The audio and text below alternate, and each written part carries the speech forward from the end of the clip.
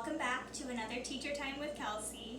Today I am going to share a story with you that involves one of my favorite storytelling tools, which is sound. So usually when I tell a story, I try to find a way to incorporate a sound in it somehow, because I notice that when you have a sound in your story, usually it helps really get the people who are listening to it involved. So one of the great things about having even just a single sound in your story is that as you're telling it, the people who you're telling it to can actually create those sounds with you. And when you do that, it makes that sound feel so much bigger, and it really makes you feel like you're inside the story. So that's one of my favorite things to do, and I wanted to share a story with you that I created with some of our little owl children that has just one sound in it. But the sound is kind of the mystery of this story. So it's the big center and focus of the story, which is kind of nice too, because then you'll really get to hear this sound a lot. And while you're listening, if you'd like to participate, you can even make the sound at home too while you're listening to me tell the words. So I'm excited to get started and share this with you, and I hope that you all are too. This is a story that a lot of you are going to be really familiar with, so I can't wait. Just find your cozy spot and get your drink, and we will get started.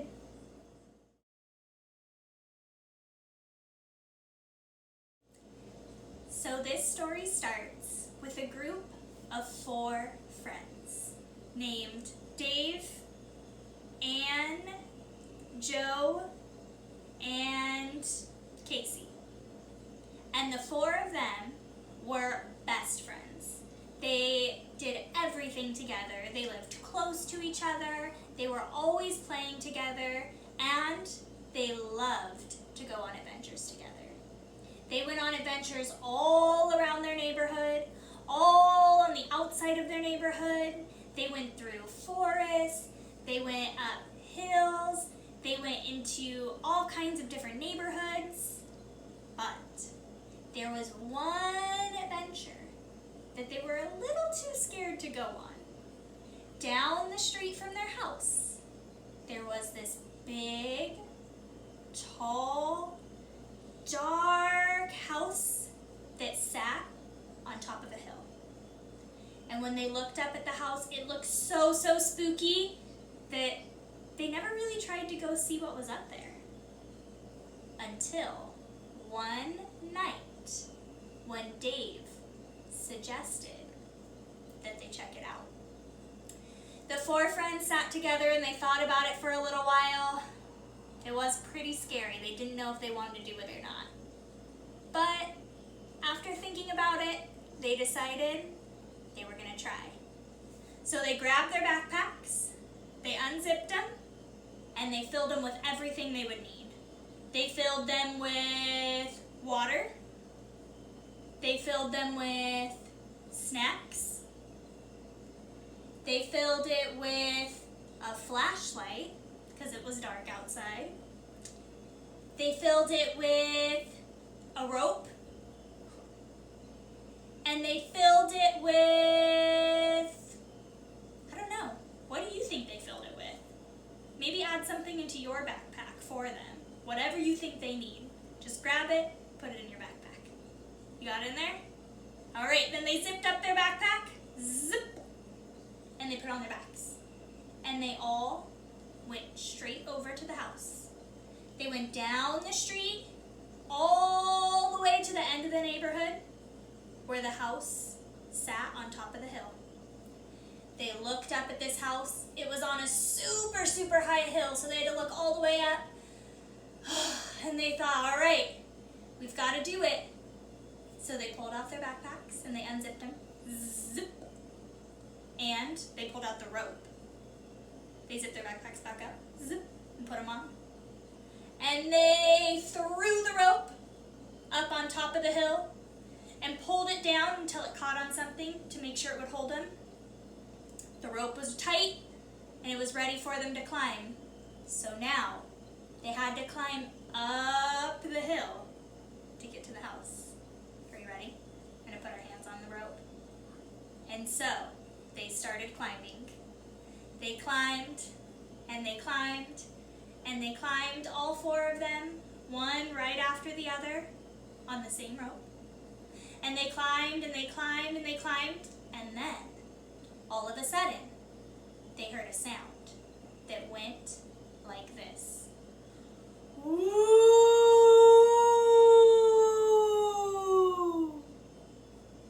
All 4 of them stopped. They were still holding onto the rope. They stopped and they looked to the right, but they didn't see anything. They looked to the left, but they didn't see anything. They looked down, but they didn't see anything. And they looked up, but they still didn't see anything. And I kind of thought that was weird, but they kept climbing. So they climbed and they climbed and they climbed and they climbed. And at one point, Dave, who was at the very top, started to slip. Whew. But luckily, Kelsie was right behind him. And she pushed him up. Oh, and then they climbed and they climbed and they climbed some more. Until they heard the sound again. Ooh. They froze. And this time, they looked down first. But they didn't see anything. They looked up, but they didn't see anything. They looked to the left, but they didn't see anything there either. And then they looked to the right, but still nothing. They didn't know what to do. So they just kept climbing. They climbed and they climbed and they climbed and they climbed and climbed. And now they were getting really close to the top of the hill. They had been climbing for a while, and they were almost there. But, you know what happened? They heard that sound one more time. It went, ooh! They froze again. And they looked to the left. Nothing. They looked up. Nothing. They looked down. Nothing. And they looked to the right. But they still saw nothing. They stopped for a minute and they wondered if they should keep climbing. I don't know. This sound kept coming back and back, and they didn't know if they should go see what was up there anymore. What do you think? Should they go see? Well, they decided they were going to keep climbing, so they kept climbing and climbing and climbing, and they made it to the top. They got to the very top of that hill and they jumped up all the way, which was great because they were getting really tired of climbing. But you know what happened when they got to the very top of the hill? Louder than they had ever heard before, they heard the sound again go, woo!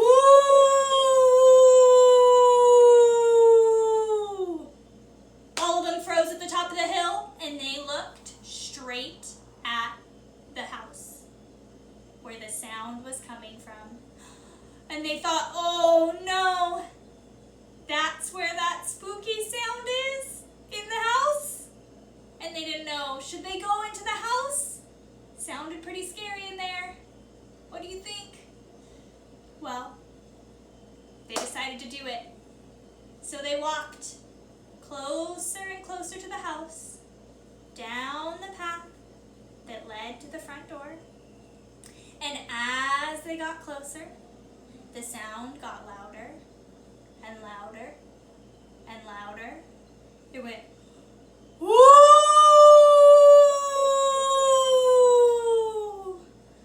It was getting really, really loud now. They were almost at the door. Dave put his hand out to turn the doorknob, but he looked back at his friends and he said, I don't know, what do you think? His friends looked at him and they said, I don't know. And then they heard the sound one more time. Woo! All of them jumped back, but then they looked at each other and they said, you know what? We have to know what that sound is. So Dave put his hand on the doorknob and he turned the doorknob. He opened up the door. And you know what they saw behind that door? Behind the door was a house full of ghosts and witches and zombies and vampires. And you know what all of them were doing? They were dancing. They were dancing and having a party, and the party sounded like this. Woo! Woo! Woo! The four friends all looked at each other. They thought, wait a minute, it's just a party. And the witches and the ghosts and the zombies and the vampires looked at them and they said, come join us. So the four friends went into the house and they danced all night long with all these crazy characters. And they went, woo, woo, woo. The end. So that's the end of our story. I hope that you enjoyed it. I know when we tell it at Little Owl, it's usually a lot of fun to tell. And you might even be able to tell that story at home again too, maybe with your mom or dad, and add your own little parts to it. Sometimes we like to get creative about who the characters are, or what types of things we put in their backpack. And sometimes we even like to get creative about what they find dancing in the house. I know a lot of times we get like mummies and all kinds of other spooky things that they might find in that house. So hopefully that was a fun story for you and you can keep telling it and enjoying it at home. And until next time, I hope that you all have a great day. Bye!